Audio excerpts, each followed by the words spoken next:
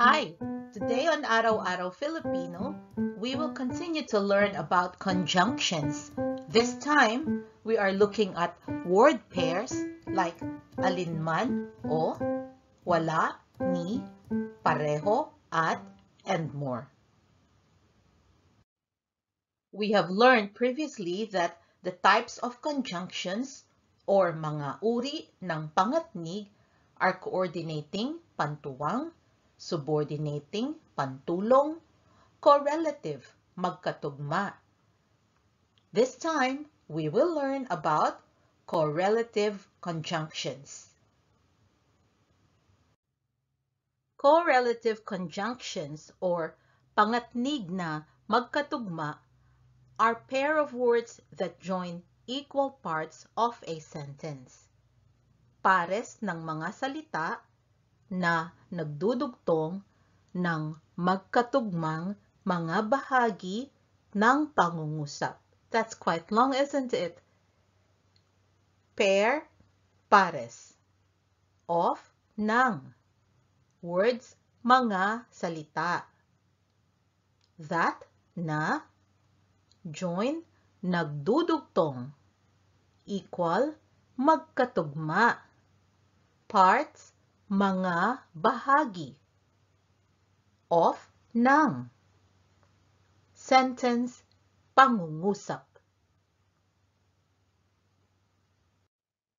Now let us look at our list of correlative conjunctions or pangatnig na magkatugma. Either or is alinman o. Neither nor, wala, ni, and ni. Both and, pareho at. Not only, but, hindi lang, pero. Whether or if, and or. Kung o. Let us learn our first word pair, which is either or. In Filipino, this is alinman o. Here are some example sentences. Either the red or blue is fine with me. Ayos sa akin, alinman sa pula o asul. The English sentence is actually translated in Filipino like, either of the red or blue is fine with me. And so, either is alinman, of the is sa, red, pula, or o, blue, asul, fine, ayos, with, sa, me, akin. Here is another one. Either of these two or the green polo shirt will suit you. Babagay sa iyo, alinman sa dalawang ito o ang berdeng polo. Of, sa, these, ito, two, dalawang, the, ang, green, berde. Polo shirt is commonly said as simply polo in Filipino. And will suit, babagay, you, iyo. Will suit you, babagay sa iyo. Next, let us learn about neither and nor, which in Filipino is wala, ni, and ni. Neither rain nor wind will stop us. Wala ni ulan, ni hangin ang makakapigil sa atin. Neither, wala, ni. Rain, ulan. Nor is also ni. Wind, hangin. Will stop, makakapigil. Us, atin. There was neither food nor drink left. Wala ni pagkain ni inumin na natira. That English sentence is actually translated in Filipino as there was neither food nor drink that was left. So, there was neither is wala ni, food, pagkain, and we know that nor is also ni, drink, inumin. That was na, left, natira. Our next pair is both and, which in Filipino is pareho at. Both my mom and dad are teachers. Parehong mga guro ang nanay at tatay ko. Pareho, both. My, ko. Mom, nanay. And, at. Dad, tatay. Teachers, mga guro. They are both smart and hardworking. Pareho silang matalino at masipag. They, sila. They are both. Pareho sila. Smart, matalino. Hardworking, masipag.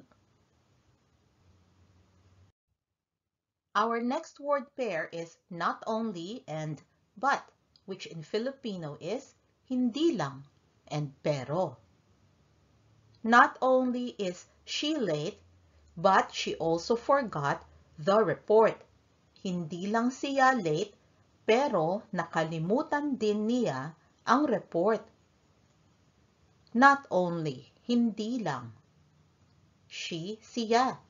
And we commonly use the English word late in everyday Filipino. But, pero. She, niya. This time we use the possessive form of she, niya, because she is the owner of the action of forgetting the report.